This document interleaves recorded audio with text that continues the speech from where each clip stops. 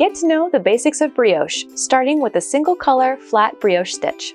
Brioche is worked over an even number of stitches, in this case in a single color and knit flat. Brioche fabric features alternating columns of knit and purl stitches.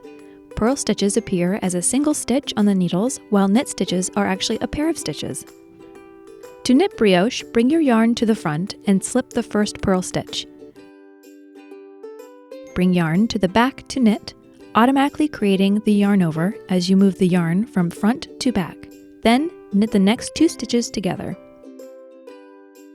Bring your working yarn between your needles back to the front and slip the next purl stitch.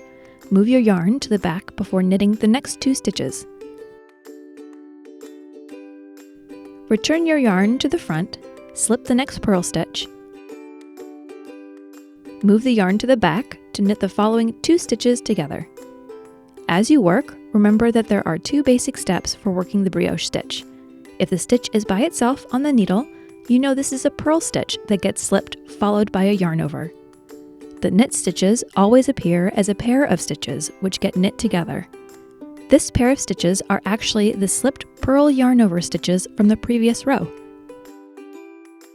When you get to the end, the last stitch is a knit stitch, which you will knit together with its corresponding yarn over stitch, the same way you've worked the knit stitches throughout. This creates a nice finished edge. When you turn your knitting, the slipped purl and yarn over pairs become the knit stitch pairs that are knit together, and the knits from the last row become the purls, which means you're doing the exact same thing on the other side, starting with a slipped purl followed by a yarn over. Each purl stitch gets worked with a yarn over, and each knit stitch gets worked with its corresponding yarn over from the previous row.